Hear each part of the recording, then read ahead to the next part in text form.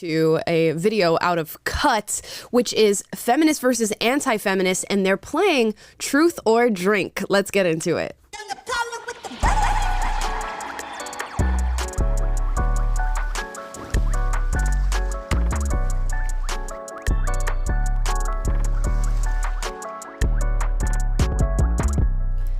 All right, we're going to get into this video, but before we do, please like and subscribe. I notice a lot of you watch this channel but are not subscribed to the channel. Why do you not like me?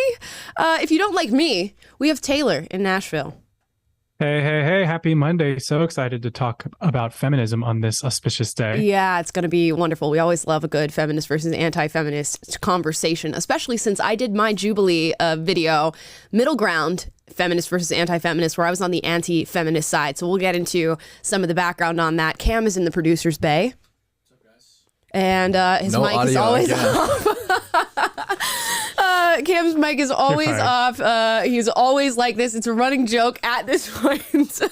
I would be mad if his mic was on. Guys, how was your weekend? Drop that in the chat down below. I had a fun time. Yesterday, I hung out with my best friend, Risa. We went out, we did some photo shooting and stuff, and then went to an Ella Mai concert. So if you are a girly who likes R&B, you should check out Ella Mai. She was fantastic. She performed in downtown LA, and I had such a good time.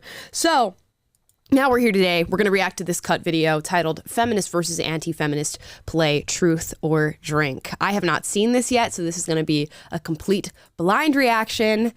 Let's get into it. Why do you hate women? Oh. I wouldn't say I hate women. Big question. I just believe in certain roles. Okay. I should lay out a little bit of background information for myself here. I guess if I was going to play a role on this episode, it would be on the side of anti-feminists. Not because they do not think men and women should be treated equally and have equal opportunities, but because I think that feminism has sort of gone out over its skis. We're in fourth and fifth wave feminism right now, are sort of the conversations that we're having. And I feel like we've just divorced ourselves from the foundations of what feminism was and used to be, where it was purely fighting for equal rights among men and women and equal opportunity for men and women. Now it's just sort of catty, going back and forth. I think a lot of feminists are anti-men and just pushing for things that are not necessarily great for women. So I think we'll get into some of these discussions as this video goes on, or at least I hope. Hi. Hello. My name is Bailey. My name is Riley. I'm Charity. I'm Emily. I am Chauvin. I'm Peter. I'm the anti-fascist, but Feminist? Anti-feminist, sorry. Can you each take turns defining what that means for you? I view feminism as a social movement advocating for the equality of all genders. My view is anti-feminist. We were born and raised, and actually we tend to lean in towards those traditional ways, so. Why do you think we brought these two groups together? It's really relevant today. There's a lot going on in the climate, so I feel like there's maybe even tension between women in general because of it. Yeah. So, should we start with the shot? Sure. Okay, getting right to it. This is America. I would already be done. I'd already be like, what'd you say? Let me tell you why I love feminists. I'm such a lightweight. I would not be able to start this game with a shot. There's no way. What are some stereotypes you've heard about feminists? like, I imagine somebody with like hairy armpits and like has period pad earrings, and I'm like, I don't like it. What makes you like feel that way? I don't know. I feel like the media mostly. That's fair. So she said, when I picture somebody who's a feminist, I picture somebody who's wearing like feminine products as earrings and has hairy armpits, which I think has moved a lot of people maybe to the camp of anti-feminists, and maybe that's a media problem and feminism just isn't getting the right media attention or the right coverage. But there does seem to be quite a large group of modern day self-proclaimed feminists who are in that camp of just like this, I don't know what they would call it. Maybe they would characterize it as like radical liberation and normalization of like getting rid of beauty standards, talking about like menstrual cycles and just being like this, I don't know I view it as like this aggressive womanhood. Like you just have to throw it in people's faces, and it doesn't need to be something that is necessarily like out in the open like that. I understand having conversations and educating around those sorts of things and those ideas, but it just seems like it's being turned into a personality trait, which is why I can sometimes see women who are like, you know, dressed a certain way, the hair is all out, nothing is shaved. They're like wearing a t-shirt that says like, I'm on my period right now or something like that. And I'm just like, okay,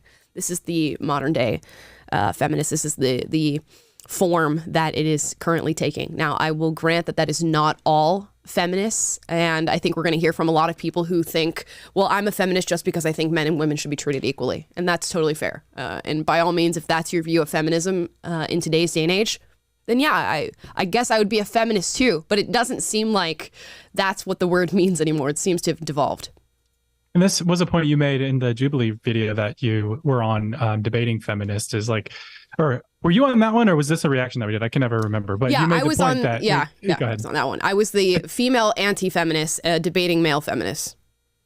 Yeah, and that it's important to define our terms and say, what are we talking about? What do you mean when you say feminist? Because I watching, I pre-watched this video for you, and it struggled from the same problem is people have difficulty agreeing on what the thing is that we're talking about. So I'm talking about it from one definition. What I mean is the crazy blue-haired one, and you're talking about it and you mean equality or suffrage or something like that. And it's important to just define terms from the outset, which is not done here. Plus they're drinking, so it gets really messy. Right. I am thinking, okay, so if we're going to put feminism in maybe just two camps, there could be 1,000 camps you could put feminism in. As I said in the Jubilee video, you could ask 1,000 people what feminism means to them and you get 1,000 different definitions. But right now, I think there's an equality camp of feminism, which I'm inclined to agree with, that men and women deserve equal opportunity, should be treated equally in the court of law, should share equal rights. Okay, if you're an equality feminist, oh, okay, cool. I'm down with you, whatever. We could have a good conversation. And then there's equity feminists, which I could also have a cool conversation with equity feminists as well. But they're talking about how we need like diversity quotas and women need to be helped in this way and affirmed in that way. And that's where it starts to really fall off for me, and we're not on the same page. Sports bras and tiny pants and heels, and trying to just go above and beyond to make it known that it's my body, I can do what I want with it, and you can't do anything. Wait, what was she answering? I just lost where, okay. Well, okay, here we go, sorry. I don't know, I feel like the media mostly. Okay. Sports bras and tiny pants and heels, and trying to just go above and beyond to make it known that it's my body, I can do what I want with it, and you can't do anything. I don't have sports bras or tiny heels. You're not wrong. Stereotype, not 100%. It's all about body empowerment and doing everything you can with your body with whoever you please, instead of waiting for the right person or ignoring the other people. No, not sluts, but that not following, let's say nicely, the 10 Commandments per se, Who gets laid more? Okay, so she said her view of feminist is essentially a woman who is sexually promiscuous under the guise of I can do whatever I want with my body and this is what sexual liberation looks like. And the feminist response, so you think they're sluts? Which she very nicely says, no, I don't think that. But there are certain camps of feminists identifying women who do like annual slut walks and things like that. And it's not to say that all of them are, but there is certainly a camp that would self-identify themselves as being that I don't even know if you can call it derogatory if they're calling themselves sluts. So, Or feminist or anti-feminist? I would have to say feminist. So the question was, who gets laid more, feminists or anti-feminists? Okay. Let's see. Feminists, anti-feminists typically have a stereotype of not exactly being sympathetic or empathetic towards women. I can see that, but at the same time, I don't see how being anti-feminist would delay a person from being sexually active. It's all stereotypes, but... I mean, I would like to hope that everybody's having some share of affection or love. Who gets laid? Yeah, we'd all like to think that. I would say neither of the two identifications matter. I think what is getting men, I guess, laid, if that's the conversation we're going to have, is looks, money, character. Game. Yeah, game. If you're a Riz god, then that's probably getting you laid more so than any sort of ideology. Being sympathetic and sensitive, which is what this guy said. He's like, oh, it's only the sympathetic, empathetic men are getting actions. Like, I'm not sure that that's at the top of most women's lists. Yeah, which I think there are women who are into that, but it's certainly not the women that I know. I mean, women that I know at least want like sort of this domineering, masculine, assertive force when they're looking for another a partner and they're looking for somebody to take charge. I could see women who are sort of into the nail painting, softer side, empathetic artist guys, and they do exist. I just think it's a different strokes for different folks. Yeah, but I don't know. I think most women are looking for somebody to take command. I feel like the male feminists are kind of too busy with all the consent forms they have to get the women to sign and the soy lattes they got to be drinking to be Can I kiss getting you? too much. Oh, gosh. More feminists or anti-feminists? I think feminists, just from what I've heard, especially from friends of mine that are women, when they're on dating apps and such, they have someone that they think is, in that kind of sphere of not a feminist or is a Trump supporter or something like that, then they'd swipe left. Are you a Trump supporter, Bailey? 110%. I think he did a really good job. Pause. So he mentions dating apps and how guys who put that they're a Trump supporter or an anti-feminist or something like that in their bio have a hard time getting dates and going out and seeing women. I would imagine that that's probably true. And I don't know if it's because dating apps bring in a certain type of person and that maybe conservative people are more inclined to want to meet others organically rather than through dating apps. I'm not sure. I mean, that would just be me speculating as to why that would be happening. But I hear from a lot of men in particular. I just talked to Tyler Fisher, who is a comedian who lives in New York, I believe. And he's like, yeah, I go on these dating apps and of course, like I'm a white heterosexual guy and conservative leaning in many of my beliefs, and it's so hard because they're like labeling themselves as like pro-choice or anti-Trump and all these things, so you have trouble finding women who will even swipe right on you. And I don't know if that's just a concentrated problem on dating apps or if that's a general rule that is just happening right now with women. But certainly in big cities like that, there's got to be like people who share your political beliefs of the opposite sex or whoever you're trying to connect with that would be, even though the vast majority, 90% of your swipes will be people who don't share your beliefs, maybe they're 1 out of 10 or 1 out of 20, surely would be a friendly one and they'd be more excited to connect with you, one would think. Right. I will say, though, if I was swiping on a dating app and I saw a guy's profile and like the first thing in his bio is like anti-feminist, I'd be a little, I'd be a little weirded out by it too. I'd be like, I'm on the same page as you, bro, but I don't know why you feel the need to put that in your dating profile. There's nothing like more interesting about you. Like you don't play guitar or have a cool job or, do cool stuff on the weekends. Anti-feminist, pro-Trump. Yeah, I don't know that I would swipe right on that either. At running the country. Since we're talking about feminism, what do you think of his comments on women? People do say things and do things, and I don't think that people should be held accountable, especially for things that happen, years and years and years ago. Oh, no. I love that. So what do you feel about that one comment he made about grabbing women by the, people do things and they say things, and I don't think they should be held accountable.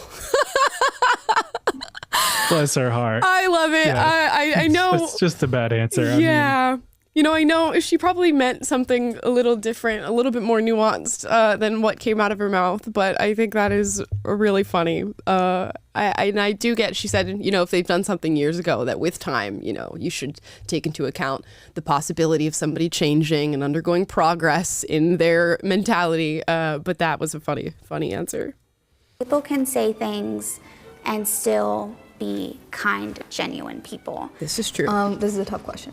Oh, God. Why do you hate women? What? Is that really it? Is the question. My answer is I do not hate women at all. That's a good answer.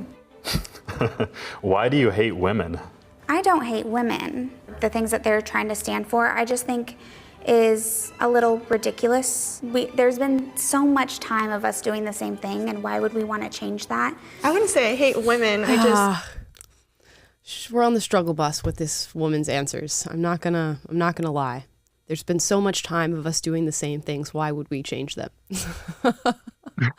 It's like you could have made the same argument for, I don't know, like slavery. Like, it's not the best argument. Oh, goodness. believe in certain roles. I need to make this very, very clear. I do not hate women. Every woman's beautiful in their own way. I think the definition of feminism has changed over the last 60, 70 years. Thank you. I've seen it move towards focusing on women's rights and their reproductive rights, towards being really hateful towards men and their ideals of what is masculine and what isn't. So if I'm understanding you correctly, you agree with the principles of feminism, but you don't agree with a certain segment of feminists who you perceive to be more man-hating than they are about advocating for equality. Yes. This is a patriarchal society that is antithetical to what feminism says, which is we should all be equal. So what a big jump. And this could just be the editing. I'm sure this was a very long shoot, okay? I'm trying to be nuanced in this. But where did we go from that to this is a patriarchal society? I just want the question that I would love the anti-feminists to ask the feminists, or I hope is on one of these cards, is what are feminists fighting for currently? And specifically in the United States of America, you can point to other countries and say they're still fighting for their rights to education and to move freely throughout their nation and to dress how they want to dress and all this different stuff. What are women in America who identify as feminists fighting for currently? And I'm sure you'll get maybe reproductive rights? And what else? Is there anything else? I would love to hear them describe that, because if you're going to make this really bold statement that we currently live in a patriarchy where women are oppressed, I would love that to be substantiated in some way, shape, or form. It's funny that the only person who I see is truly representing at least the anti-feminist narrative that I have come to know is the man. It's so annoying. Oh man, which is kind of how I felt on the Jubilee episode. Not that men were representing their views better, but when I was sitting on the anti-feminist panel, I'm like, these women are not really holding down the fort for me right now. And unfortunately, a lot of what I said got edited out of that video, but I was on the struggle bus. You're talking about the chill guy, right? Who was drew the distinction between the feminists who are man-hating and the ones who just want equality and stuff? Oh, I mean the male anti-feminist who said, I think the definition of feminism has changed. He's the one who's truly... that one. So he's actually putting forward the argument that I would put forward. Right, and I just noticed, listening to him, is he was willing to be nuanced, and he made the distinction necessary to have a difficult conversation like this. And the other guy was interesting. He restated his position pretty well and was like, yeah, that's what you think? Oh, well, we actually live in this patriarchal society, and then shifted it to no nuance at all. Right. If you're supportive of this in any measure, then you're a part of the patriarchal system that we all live in. And it's not this, hey, our history, we're in a society, we got some things right, some things wrong. We've been working on improving that. Let's have a little bit of nuance on that part of the discussion. Instead, he just went straight to oh, that's cool that you like to think about this a little bit, but if you're not on my side, then you're part of this patriarchy. It was just a demonstration of very rigid ideology versus someone who's more critical thinking. Right. I hope it was just bad editing, but who knows? Okay. Yeah. Let's see. Mine has in quotations, a woman. Define a woman. A woman. Ooh, this is a fun one. A woman itself is anyone who believes that they identify as a woman. Hell yeah. A woman is anybody who believes they are a woman. I love it. Then what is the point of feminism? Then what are you advocating for as a feminist? If feminism in the backbone of that belief is that there are men and women, and we live in a patriarchal society where men are somehow oppressing women and women are lacking rights and privileges and opportunities due to the oppressive nature of the patriarchy, but men and women are anybody who believe themselves to be men and women, then you've completely erased the two sexes that you are saying are opposed to one another, or the one that is oppressing the other. Because if men can simply identify as women, do they then become oppressed by the patriarchy? If I wake up tomorrow and I say I am a man and I'm going to take on he, him pronouns, am I then an oppressor to women and functionally benefiting from the privileges and opportunities that come with living in a patriarchal society? We're not going to get an answer because she's not here to answer that question. But it's just crazy to hear those two things at once. Wow. I mean, gender to me is a social construct. I do feel that definitions are hard, but I do feel that a woman is somebody who was born with a vagina. That's my definition of a woman. When you're defining words, it can be super tricky to like get the actual definition. Like, how would you define a chair? Well, it has like a seat and a back and 4 legs. So a horse is a chair. Which? Horses don't have seats. But anyways, see, there's the little word game that they play, right? Give me a direct definition of something that is completely outside of what we're talking about. And that justifies the fact that I believe that anybody can identify as a woman. Even though they don't have the same biological structures as women, they don't have the same chromosomes as women, my beliefs justify thinking that anybody can be a woman because you can't give me a clear and distinct definition of something like the word chair. And again, a horse does not qualify as a chair based on the definition that she gave. So they kind of pinned it as if he won that argument and had a really good point there, but he did not. Which group is more racist and why? Oh boy. It's a slam dunk for me, but I'm curious. Which group is more racist? They're really pretty racist. I would agree. I'm more liberal on the side of anti-feminism. I think a lot of people who are more traditional are more racist towards that fact and are willing just to stay with their groups. Interesting. So who is more racist, anti-feminists or feminists?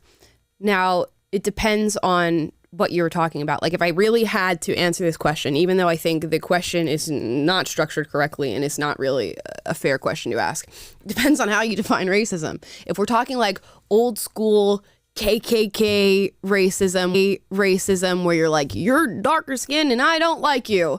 I would say, I guess anti-feminist would be more in that vein of racism. If we're talking racism of like, I hate white people and white people have no place in this conversation. And I believe in affirmative action, which is just legislated discrimination against people on the basis of their race, then the feminists are more racist. But we're going to have a bunch of different definitions and people who are going to say this is racist and that's not racist. So I think racism is probably a shared trait in those two groups. Not to say that all anti-feminists or feminists are racist, but there are certainly some that have their tendencies. Racism have to come into it. Some of the first feminists were extremely racist and did not want to include people of color at all in the things that they were fighting for. Yes, that's why. Well, you just taught me something new. That's why women of different races were allowed to vote at different time periods throughout history. I honestly don't know. I'm gonna just take a shot because I can't answer that question. Can you answer the question? Yeah, I'd say generally I think anti-feminists are more Yeah, racist. I figured you'd say that. Why? Because there's typically a lot of beliefs that tend to go together. I disagree. I mean, and personally, I don't see skin color. You're a human. I think it's an outdated phrase to say I don't see color. Oh, we knew it was coming. With a side of soy milk, we knew that statement was coming, that it's unfair to say that you don't see color. Perfectly fair to say that. Perfectly wonderful thing to say. In fact, race neutrality and this idea of color blindness towards one race is a beautiful, beautiful thing to say. So I appreciate that came from her. I would have loved to hear her answer the question, but somebody had to drink at some point. I don't think anybody's taken a drink during this whole this whole video, which is, harder to accomplish when you're just talking politics. People are pretty open about the things that they believe. And that was born out of not recognizing the different experiences people go through. For your case, you're saying you like to have a traditional kind of household. Mm-hmm. I don't think there's anything wrong with that if that's what you want. Mm-hmm. It's more about if you are trying to tell others the way that they should live, and you're advocating, Sure. Politically, voting for people or wanting laws to get passed that keep things a certain way, that restrict people. Why change something that's worked for so long? Maybe it works for some people. I mean, there is a strong argument to be made that the feminist narratives that are currently circulating right now are not working for anybody, doing anybody any good to achieving happiness, long-term fulfillment, and the sort of lifestyle structure that leads to happiness and long-term fulfillment. But that's maybe a discussion for another day. I would have loved to hear him, again, substantiate what he meant by people who are legislating what others do with their lives and whether or not people live traditional lives. Traditional meaning, white picket fence, husband, and, the 3 kids running around in the front yard. Who's legislating that people have to live that way? And that is the standard that we all must subscribe ourselves to. The only thing that I can think of is him making an argument about Roe v. Wade and abortion. Other than that, who is legislating something that is not allowing people to have free choice and free will over the way that their life pans out, who they marry, and what sort of traditional or non-traditional end they meet? I just don't know. What are feminists not getting right? It's not about us versus them. Feminism, at the end of the day, is about the ability for us to be able to work together and pick the best viable person to do the job, no matter what gender they are. Do you remember? Is it though? I mean, maybe in principle, but certainly not in practice. That if that is true, which what she just described is a meritocracy, picking the person who is best suited to do the job for the position. If that is true and that is the backbone of feminist ideology and belief, then why do we have diversity quotas? Why do we have things like affirmative action? Why did our current president, President Biden, cheer when he nominated the first, black female to the Supreme Court and say, I promised it was going to be a black female if I was president, and here's me fulfilling that promise. If it's really about meritocracy and picking the best person for the job, why are these things happening? And why are they continuing to go on? If that's truly how you feel, we should get rid of all diversity quotas. And we're going to talk about diversity quotas in another story about the Oscars and movie awards, as some actors have spoken out about that. And Elon Musk has put his name in the hat to talk about it as well. But, a lot of beautiful words come out of people's mouths, but the practice is not happening. They're not practicing what they're preaching. And that's not to blame these people in particular. I'm just saying the movement at large is certainly not moving in that direction. When Trump first got elected and there were the women's rights riots. Yeah. People had the little pink hats with the cat ears, the pussy hats. I don't know what they were called. It makes me think a lot about white feminism and the way that feminism is expressed. Me included, to have to check themselves at every point and be like, am I listening to people more marginalized than me? Or am I getting really excited about a movement and doing something performative, like wearing a pink hat with cat ears? And yeah. Give feminists... It's a great question, because a lot of it is performative. A lot of it is just the hat wearing and the sign making and the screaming and the photo opportunities. So, I mean, that's a great question. I don't like the middle parts of the question where she's asking, am I speaking to people more marginalized than me?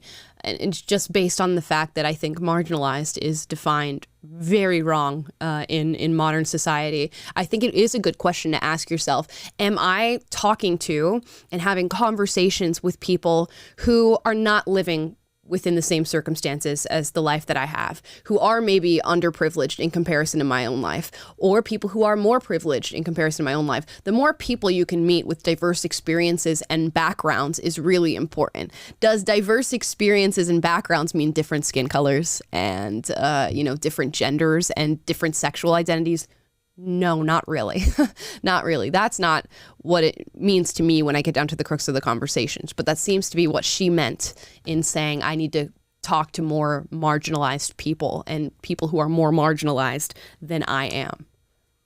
It's one compliment or take a shot. I'm taking a shot. Give feminists one compliment or take a shot. And she said, I'm taking a shot. Let me think. Give feminists one compliment or take a shot. I want it to be good. Do you guys have anything that comes to mind? Well, while you're thinking, we got a $50 super chat I need to read. Great. So this is from Carlos, who's in Europe, it looks like, and says, man, just when I was about to go to bed, the live show started. You guys are messing up with my bedtime. I might as well leave Europe at this point and move to the States so I can watch you guys at a more appropriate time of the day. Haha. Love from Spain. Thank you, Carlos. Thank you so much. We really, really appreciate that. If it's any consolation, I stayed up till I don't know. I could not sleep last night. I stayed up till 3 a.m. You know, when you trying to go to bed, I was in bed at midnight. 3 hours I was awake, couldn't fall asleep. Horrible. What the worst I saw you feeling. Sending me TikToks at 2:30. Yeah. I just go and scroll and I just send Taylor stuff that I see. And, oh my gosh. Yeah, I know. Girl had too much matcha before the concert last night. I guess so. Okay, give feminists. I'd say feminists have good moral intuitions to look out for women's interests and defend their vulnerabilities. Okay. Which starts from a good place. Okay. And I will say, I'll give them a compliment. I do like this whole, I'm going to be who I'm going to be, regardless of what anybody thinks, and I'm going to do what I want to do. It's not the way that it manifests for me. And I'm talking about the more extreme, I wouldn't call it extreme, but the more out there forms of feminists who are not shaving and dyeing their hair or shaving their heads or whatever. I'm like, you know what? If you want to express yourself that boldly, you go ahead and do that. It's not my form of expression, but I like that you don't give a shit and you're just going to go out there and do that. I mean, more power to you. So have fun. We got another one that we'll read immediately. Lex says, I grew up in the sticks with mainly white people. The first time I saw a black person, I was young and so curious, and my mom made me feel badly for asking questions. I think often curiosity and lack of understanding get confused with racism. Yes, 100%. I completely agree with you. And what an interesting story that is, because I think that story is going to become more and more rare. It's going to be very, very rare to meet people who have not met others of other races as we mix as a society and things continue to change this way. So it's a unique story for this time. But yeah, I think a lot of it is just curiosity. Oh my gosh, your hair looks different. Oh my gosh, you're darker than any person that I've seen before. Who wouldn't be curious about that? If I was raised in a community where everybody looked the same as I did and had the same skin color, and then all of a sudden this pasty white man comes living in my town, I'd go up and touch him if I was a little kid. It's so funny because you see you see the when white people go to Africa and they're talking to these untouched tribes as far as media and entertainment is concerned, and people are just looking at him up and down, going and poking him and running away. It just makes sense to have that natural curiosity. Yeah, and I hate that Lex, I sympathize with your statement here, because even in the conversation we're reacting to, it seemed like anytime someone intimated, there was that question, is who's more racist, the anti-feminist or the feminist? And it's anyone who comes from a more traditional background, who's just kind of coming into it with a mentality of race neutrality, might have just some curiosity about other races or whatever, they're immediately assumed by I would argue probably the majority of modern culture, at least for what we get preached at through social media and the media, they're assumed to have racist inclinations. And I resent that. I don't think that is accurate. I mean, sure, some hyper far right, white nationalist types are somewhere, and I think 50 of them found each other in Charlottesville a few years ago.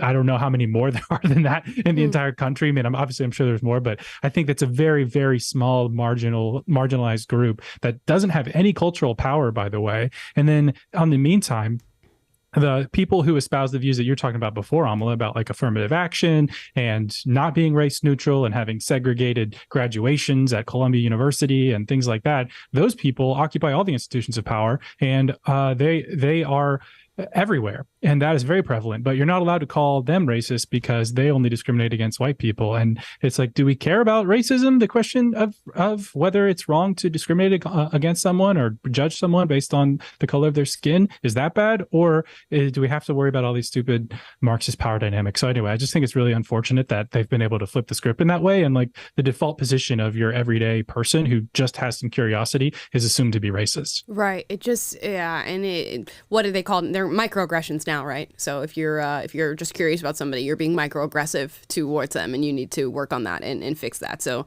here we are. And it's not lost on me, and I wish they had been pressed on this more. This is just an aside, not has nothing to do with race.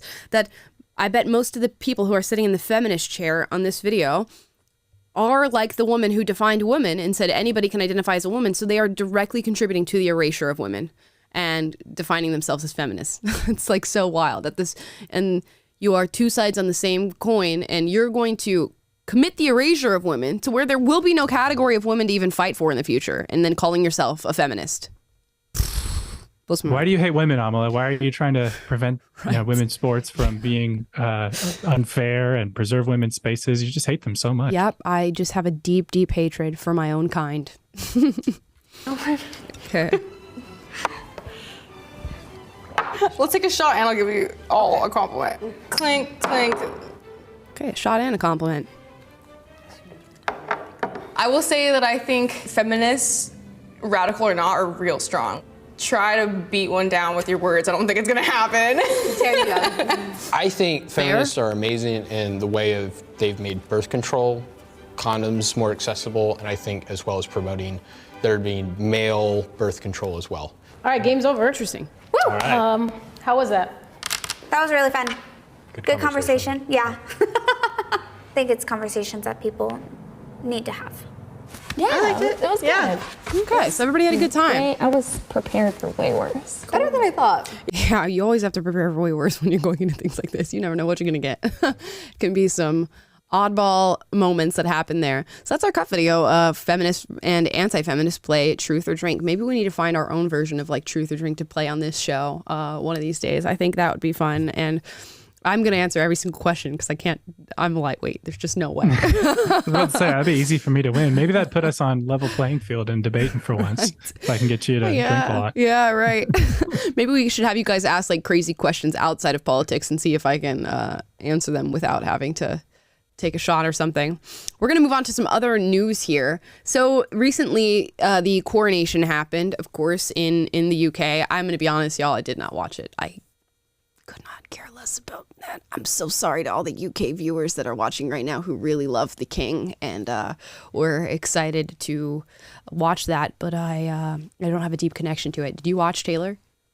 Yeah, I told you I woke up like at 4:30 in the morning randomly on Saturday, I guess it was, and turned on the TV and they had a little link to like, oh, live coverage of the Coronation. So I was like, okay, I'll check it out. So it was just really crazy. And I've been watching a show about the Vikings, like that occupied the UK back in 1,000 years ago. And it's called The Last Kingdom. And anyway, they had a scene on there from depicting 1,000 years ago, a coronation of a king in England, in Sussex, back then. And so it was like very similar, and they had the regalia, and it was very religious and had all this stuff. So I was like, that's kind of cool. It connects to the bigger part of history. I personally am more interested in that than like a royal wedding, for example. Like I couldn't be bothered with that because I'm like, okay, two, pompous people got, married, whatever. I don't care. But this was actually interesting because it was like history happened. And the last time it happened was, 60, 70 years ago when the Queen of England was crowned. So that's a rare moment in history. I thought it was interesting. Hey, fair enough. Oh, we got a super chat from Sloan Fidel,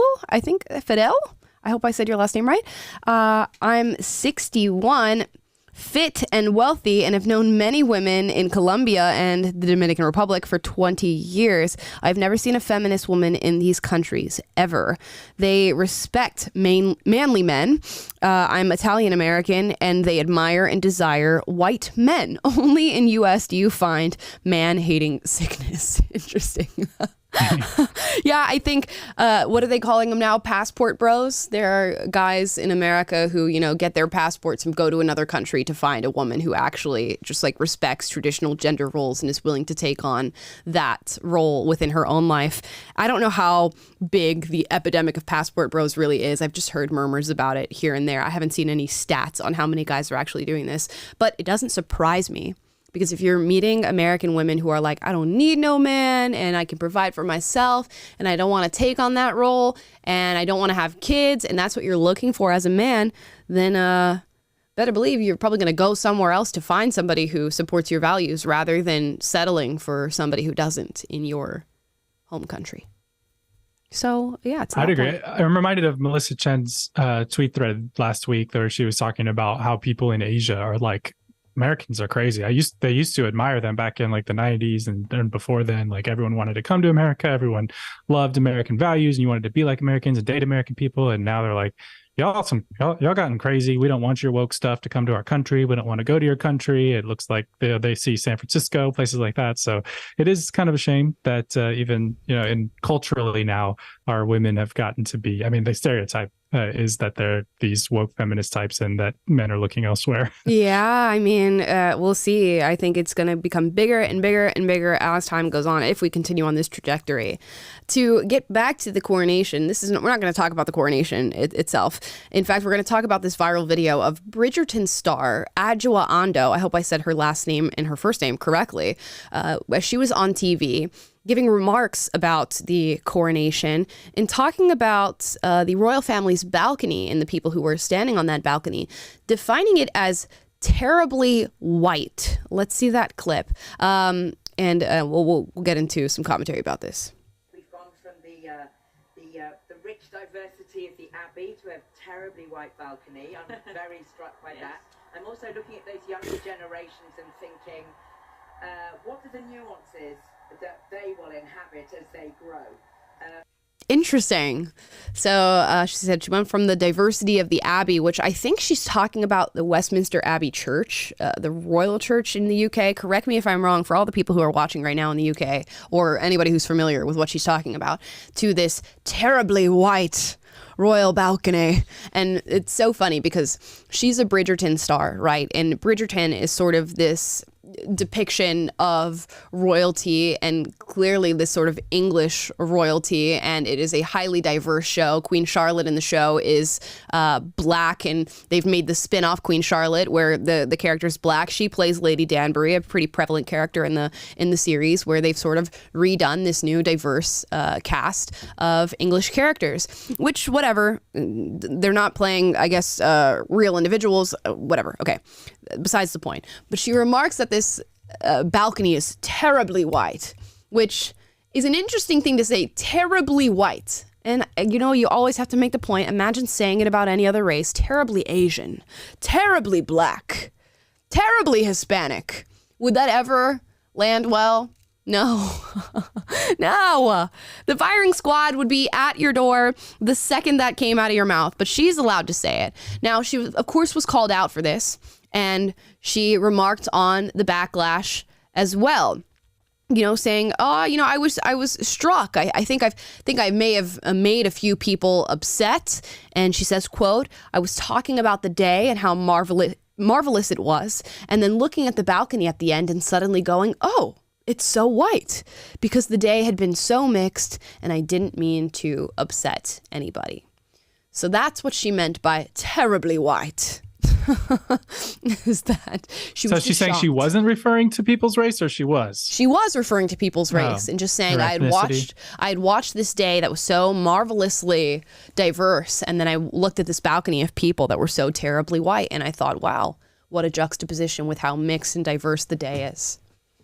Which is like the lack of self-awareness, and your biggest claim to fame is playing a race-swapped character, I would presume, or at least on a show that is full of race swapping, about the history of the thing that you are mocking right now or calling white. It's just shameless confidence to say something like that. It's like a little maybe humility and gratitude is in order. It's also like this day's not about you. It's about something much bigger. It's about the British people. It's about history, and to just reduce it to race in this drive-by comment, it just seems so lacking of self-awareness. Yeah, Sorry. It's wild. And I get it, like her career, at least as of late, being on Bridgerton and all this stuff, has been one of diversity pushing and stuff like that. And I will say Bridgerton is not based on historical accuracy. It's a totally fictional show. The characters are all fictional, but certainly for the time period that they're supposed to be in, it wouldn't be the diverse cast that they've currently created, which whatever, it's fine. I guess if all your characters are fictional and made up, although I don't know, I'll have to think about that a little longer. But it's clear that it's a part of her personality, that diversity is what is necessary. They also made it very clear during the coronation, at least in the short clips that I saw, when they were doing the anointing of the king, which I guess is putting him behind little like vision dividers and putting oil on his forehead and chest and stuff. They made it a clear note to say, we have a Muslim present, we have a Jewish person present, we have this person present. They had to let you know that they've hit all the diversity points that they could possibly hit, and that's what made this coronation beautiful, is how many people of different skin tones were in the room. So it's no wonder she has this idea and feels so comfortable on TV saying something like terribly white, which no other person no white person could say about any other race, or nobody could remark about any other race. But we must hit the diversity quota. Last story on the subject of diversity, Richard Dreyfuss, who's an actor, was now commenting on the new Oscars diversity rules. And he said, quote, "They make me vomit." Now, let's look at the actual rules, which I was shocked to have heard was an actual thing that they're going to take into account during the Oscars. It says, officials announced in 2020 that beginning in 2024, movies must meet certain criteria for representation to be eligible for the Academy Award for Best Picture. Films have to meet at least 2 of the 4 benchmarks, which cover, among other things, whether the lead actors are from an underrepresented groups, or if at least 30% of the cast and crew come from these groups. Dreyfuss told Margaret Hoover during an interview Friday on the PBS series Firing Line that such rules, quote, "make me vomit," end quote. When Hoover asked him why, the actor said, quote, "because this is an art form. It's also a form of commerce and it makes money," the actor said. Quote, "but it's an art. And no one should be telling me as an artist that I have to give into the latest, most current idea of what morality is." And that is a beautiful thing to say, because it's so often not characterized in that way or pitched in that light. So many people say, well, why can't I cast all white people, or why do I have to cast black people, or it's not even historically accurate to cast a black person in this role, or an Asian person in this role, or a Hispanic person in this role. He's simply saying, no.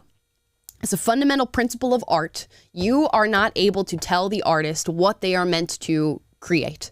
And as an artist, I refuse to stand by these rules and these guidelines. Make me vomit was his quote. And Elon saw this, and Elon Musk, of course, and said any organization that puts quotas above merit instantly devalues their awards. And of course that is true.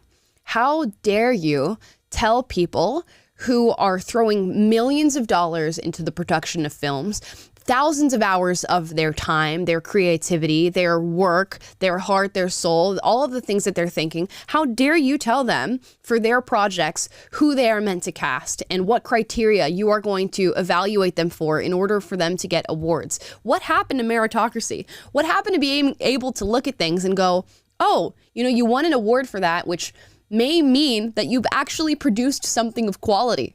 Why? I mean, people don't watch award shows really all that much anymore anyways, but why watch one if the very basis of what you're doing and giving an award is completely bunk? It doesn't mean anything anymore because you're just giving it to the blackest of movies or the most Hispanic of movies. It makes no sense. So to say that a movie cannot even qualify unless it meets these criteria is bullshit. That's crazy. Oh my gosh.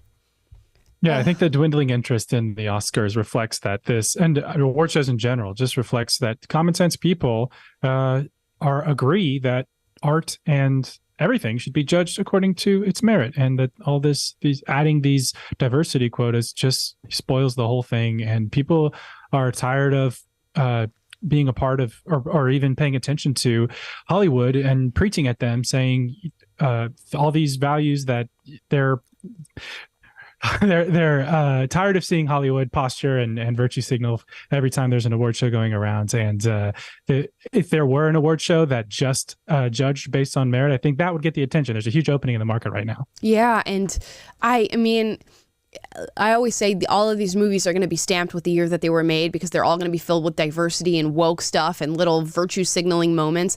It's going to be even worse when they start making criteria like this for award shows, because this is what people are gunning for. They're gunning for the Emmys and the Golden Globes and all this stuff and the Oscars.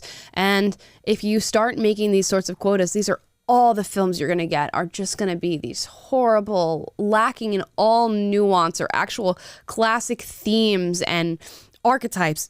And it's just going to be this diversity mixing woke BS that nobody wants to watch. So hopefully people sneer at this and go, you know what, I'm going to make what I intended to make, and I'm not going to let these guidelines and criteria influence me. And the Oscars will become really what it has always been, a joke, where nobody watches because it doesn't mean anything. And we'll all go back to our normal lives creating art and continuing to be real artists who don't allow the judgment of the Academy Awards to change the things that you create. I hope this is not goodbye to good movies. I saw the trailer for Oppenheimer. I just watched that before the show, and I'm excited to see that movie.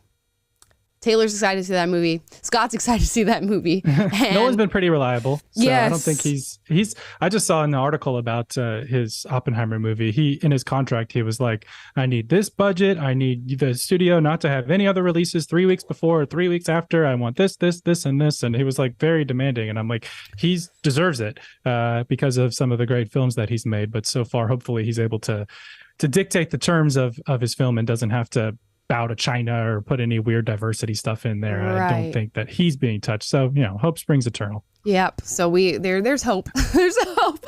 Even with all this stuff going on, guys, we are going to get into super chats today. I see there's quite a few that were sent in. And we'll get into talking about that. Also, leave a comment down below. How do you feel about diversity quotas? How do you feel about this feminist versus anti-feminist truth or drink? Let me know. Let us know. And kicking us off, we have something in a language I can't read, but Alex Isles says, hey, Amala and team, I am a student at Portland State University. It can be hard to articulate my viewpoints on leftist ideology. Any recommendations? I mean, watch lots of debate videos and back and forth and just get educated as best you can and become familiar with what are their typical talking points, because I can nearly guarantee you that's what you're going to get every single time you talk about any given subject. It's just the typical list of talking points. So just familiarize yourself with your stance and be open. I think one of the worst things for like nervousness when going into a debate or talking to people about your beliefs is feeling like this rigidness of I can't lose this right now, or I can't come out as wrong, or I don't want to be proven wrong in this moment. If you let go of that like rigid nervousness that you feel towards it, it's going to make things go a lot smoother. But yeah, just learn up.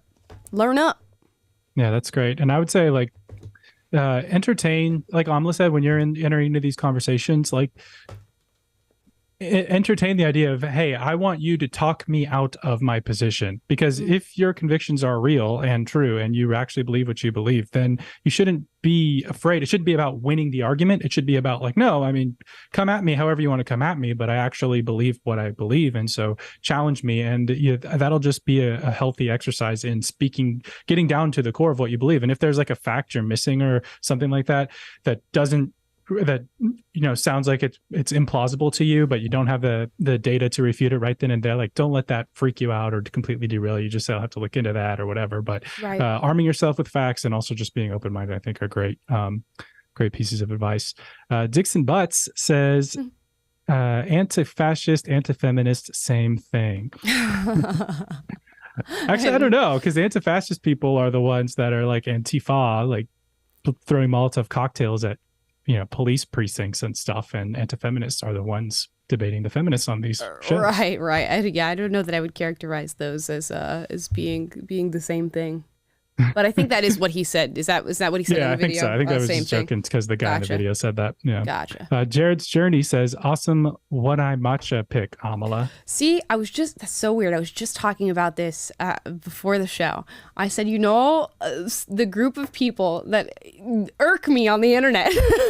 And it's like the Illuminati theorists on the internet. Not to say that if you believe in the Illuminati, I don't like you or whatever. But I posted a picture, right, with a matcha, with a cup of matcha, and one of them I was like holding the cup of matcha up high, and only my left eye was showing. And I got comments of people like, her left eye is the only eye showing in this picture. She must be a part of the Illuminati. She's working for the elites. She's a plant psyop. And I'm like, if you are using your energy in this way and you are triggered by, I don't know, one eyeball photos on Instagram, how stressed must you be in your normal life, guys? I can promise you I am not a member of the Illuminati. That'd be interesting. That'd be interesting. It would be. Yeah, if you guys know anybody. I don't know what people are talking about with all this stuff. They're just completely insane. So, anyways, right. Let's see. That was Jeffrey Jackson says, "Hey, Amala, Taylor, Cam, do my hairy underarms automatically make me a feminist? Have a nice week." No, I don't think Your name's Jeffrey. they do. I think you're good, man. Yeah. I think you're all right. Jared's Journey again says, I'm a feminist, though I'm against women fighting in front lines in combat. Does that make me not a feminist? You're a feminist, but you're against women fighting in the front lines of combat. Yeah, no, I don't think that makes you not a feminist. I mean, it just depends on your definition of what that is. I think there are plenty of feminists who also agree with, I think, the logical conclusion that women should not be fighting on the front lines unless they're as fully as capable as their male counterparts. If they're meeting the same requirements and they want to do that, yes. Drama Forever says, I agree with Tyler Fisher. I'm actually a gay man who is a bit moderate but leans more right conservative. I am basically invisible on dating apps. Yeah, a gay man who's conservative, I can imagine it's hard. WeHo here in LA is like the gay hub, right? So I'll like go to a bar out in WeHo with my best friend Reeser. We haven't been there in a while, but used to go there. And I would meet people who are fans of the show and happen to be gay men. And they're like, it is so hard because you can't find other men who are really conservative because often the sexuality or the sexual identity and the other leftist stuff goes hand in hand. Although I do think there's a big movement right now within, I guess if you want to call it the gay community, I hate that, but in the gay community for people who are saying, you know what, I might be gay, but I don't agree with all that other stuff. So there are people to find. It's true. Cheryl and Carrie, no message, but thank you for your super chats. Thank you. Nicodemus, 1984. For sure, you're not a modern feminist. They are a supremacist group. You seem to be closer to the good side of feminism in the 50s and 60s with equality as the goal. Awesome topic, by the way. Thank you. Yeah, I can chill. I can chill with the 50s and 60s women. We'd be having fun. Without the Jim Crow stuff, of course. Wouldn't exist.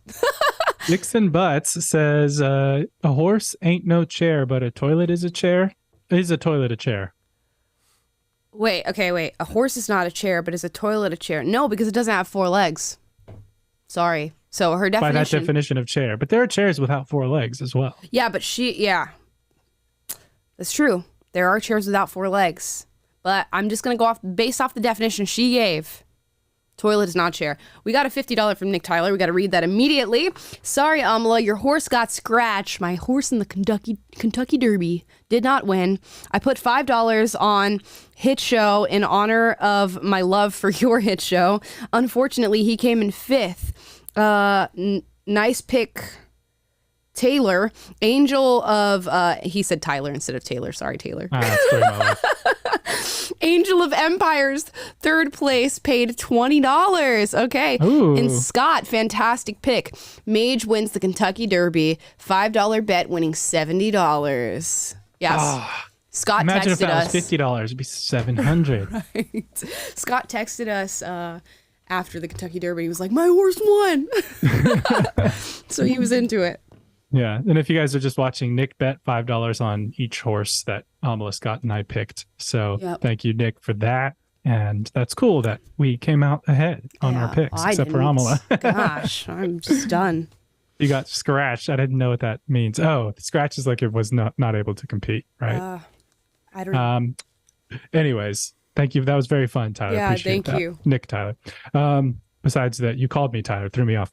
Hey, he just feels akin to you. Says, it's my first live stream here. Hopefully not my last. Longtime sub and viewer. Much love from East Tennessee. Oh, thank you. It's so interesting to hear from like longtime subscribers who just haven't caught lives yet. So I'm happy to see you guys here. Absolutely. Dixon Butts again. The current feminist narrative is great for men. This is true. Yeah, I If mean, you want females to be sexually promiscuous, they're playing right into your hands right now. and you don't have to do anything for them, buddy. Go find yourself a feminist. Heck yeah. Deemi says, hey, Amala, my first live. Just wanted to say I love the channel and you look so pretty. My question is, do you go about your day thinking check your privilege, and do you believe anyone should? No, never. Outside of being a leftist, I've never thought that ever in my life that somebody should check their privilege, unless I'm hearing from people who are just like tone deaf, you know, like that congresswoman, I think, who said, you know, we're having problems with gas. Everybody should just buy electric cars. And then you're like, okay, well, not everybody can go and buy an electric car. So in that sense, I guess that's a check your privilege moment, but I never walk around thinking that in my average day. What about checking your pretty privilege? Not that either. C2 to J says, if there was a feminist awards, Mulvaney would win Best Actress and Leah Thomas would win Best Female Athlete. Yikes. You're so right. And Caitlyn Jenner has already won Woman of the Year, so that was the thing. So.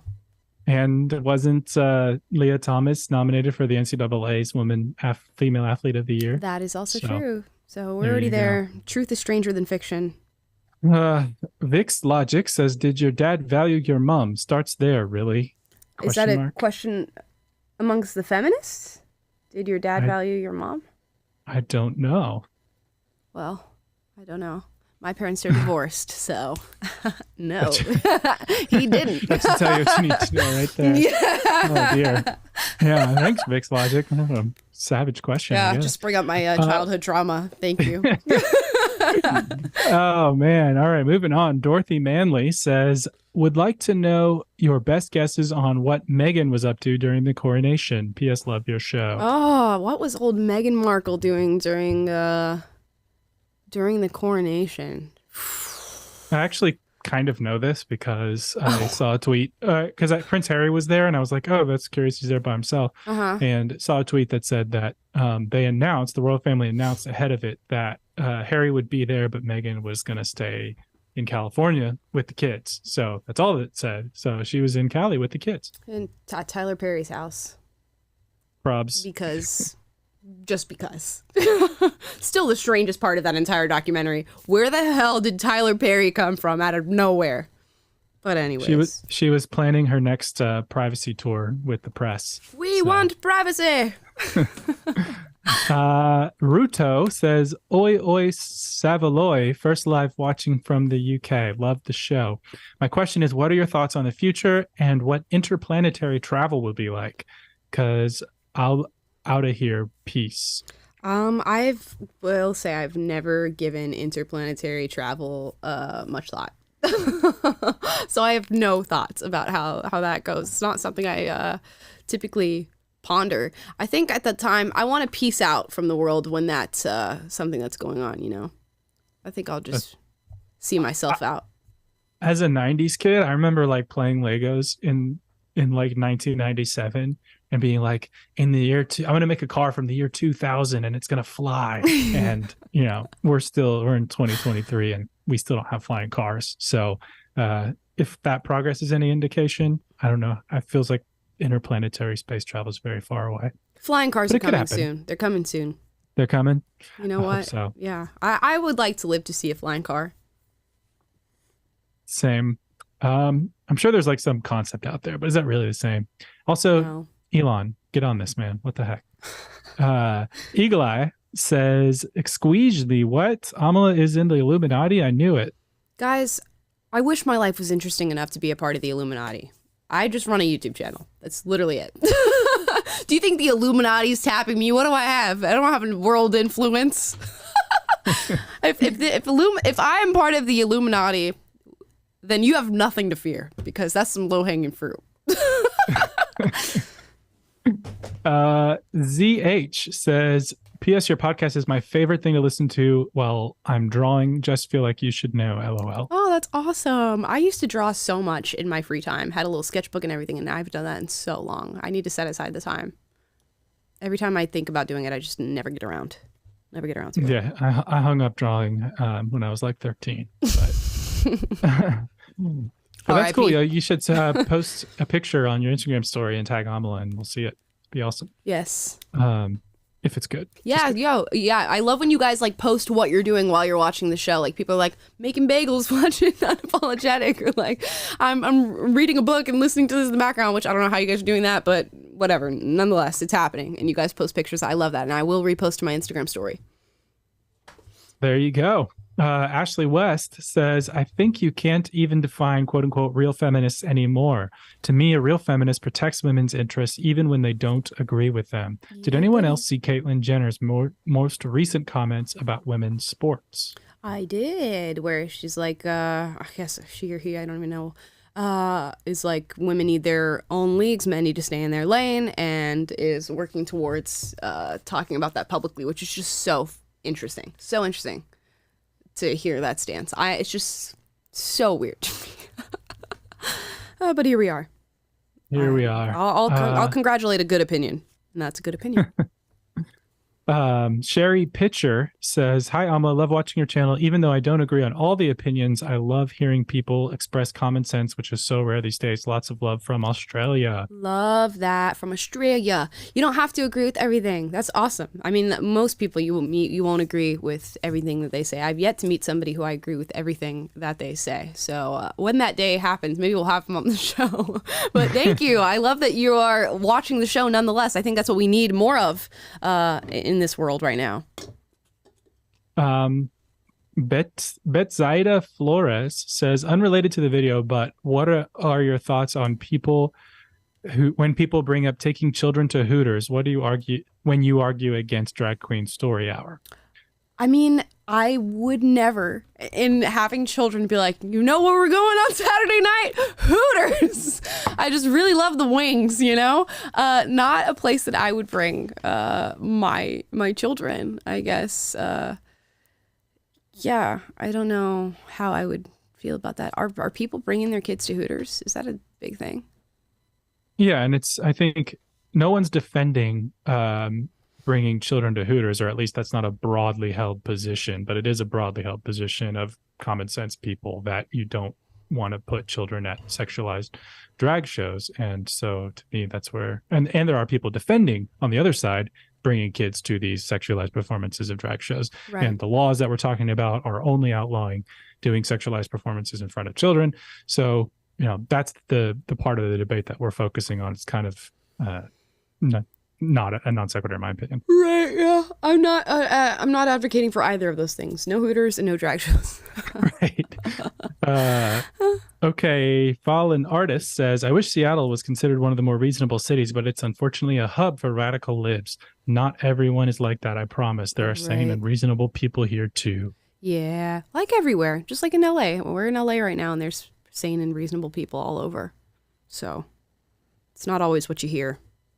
This is true. Joe W. says, it makes me funny how you get angry by this racial things. We Poles kept in silence indignity how rest world hurt us, rob from, for example, breaking of Enigma. No, it's cheering. See ya. I feel like every live show we get some sort of comment about the transgressions done against the Poles. I need to look into this. Honestly, I'm not familiar at all with the history of the Poles. So yeah, I mean, other than like Holocaust stuff and from the Nazis, that was there's treated horrifically back then. But yeah, I'm not sure. And the not the easiest thing to piece together, but thank you for the super chat. Let's see. Satma Dude says, oh man, I thought you were going to play a drinking game, Amala. I wanted to see you get 3 sheets to the wind and admit the truth. The 1975 suck. First of all, okay. That was shots fired, by the way. I don't know. We won't accept the 1975 slander on this channel, okay? They are a great band. My favorite band. Well, we won't discuss their politics, but very good music. But no, I can't drink. I have to drive home after this, guys. I can't drink on this show unless I'm going to sleep here. I don't want to do that. Kayla says, came on late. Just wanted to say thank you for speaking out. Love your channel. Thank you. Thank you, Kayla. That Delia girl says, you mentioned your mom being a leftist. Have you considered a live/recorded debate with your mom? She's not a very front of the camera type of person. So maybe one of these days, maybe we'll write a book or something.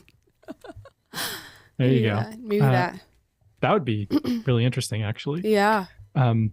Jilly KK says, love your content. Thank you for encouraging people to stand up for what they believe in. I'd love your opinion on fat activists. You know, it's not doing anybody any good. That's my opinion on that. It's I'm all for acceptance of oneself, but I'm not for the message that being morbidly obese is healthy, or there's health at any size and that sort of thing. So I just don't think fat activism is helpful for anybody. So there you go. ZH says, finally caught another live. Just want to say I love y'all's team. Your guys' lives are what I get excited for these days. Thanks for what you do. Thank you.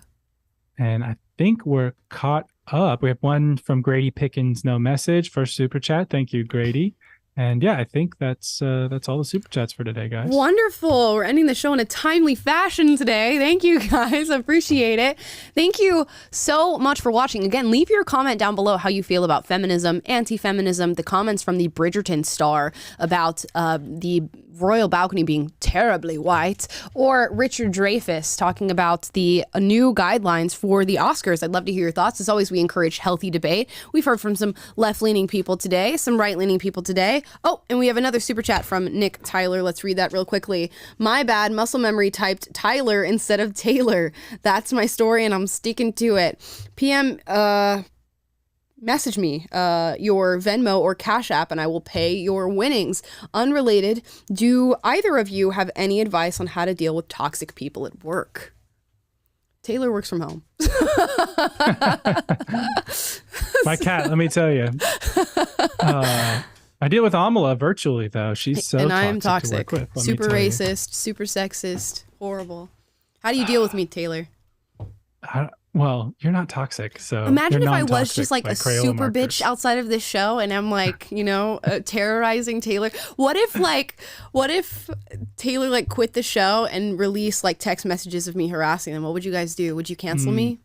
Just berating me. You'd be like Ellen DeGeneres or yeah. James What if Corden. I was secretly Ellen? Oh, what if I was James Allegedly. Corden? I think we have to say allegedly. Allegedly. Now. Yeah, we don't want to get a defamation suit. But would you guys cancel me? Let me know. I'd understand. I don't know. The simp energy is pretty strong. I don't think they would cancel you. I think they'd keep coming. They're probably going to cancel me because you call them simps. But yeah, no, I promise I'm not. Do we have any actual advice for toxic workplace people? I don't. Okay, if it's toxic to the point of harassment, HR. Just go. And also, if it is toxic to that point, make sure that you are documenting everything that is happening and keeping detailed notes on stuff that's happening in case it comes to a head where you have to actually confront this person.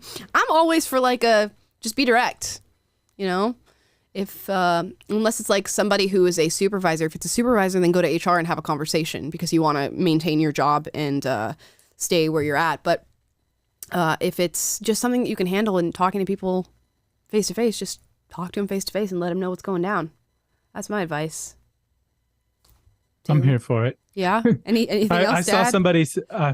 I was starting to think of something, and then I saw somebody said I missed their super chat, so I need to read this one from Lex, if that's all right. Sadly, the original feminist movement was launched by men who wanted to tax the other half of the population. Was never about equality. Yeah, I need to read into sort of the background and the like dissident arguments against the first and second waves of feminism, because they're never talked about, like people who oppose those women and women who oppose those women and why. So I would love to read more about that and get a broader view of what was happening, because I can't speak to that at the moment, but I imagine there are plenty of good reasons why somebody would push in an exploitative way for first and second wave feminism that has nothing to do with actual equality. And I missed one from Brilliant Gamer as well. That was just a hi, how's it going emoji. So thank you, Brilliant Gamer. It's going well. Chris And we Waterpark got, oh yeah, go ahead. says, "Hey Amla, lots of love from the woke capital of Montreal, Canada. Being a gay man, early Gen Z, you helped me realize that there's no shame in not always siding with the left. Thank you. All the best. XOXO. Thank you." Oh my gosh, that's so crazy to hear. And I love that for you. You don't always have to side with the left. I'm glad I could bring you to that conclusion. And thank you so much for supporting the show.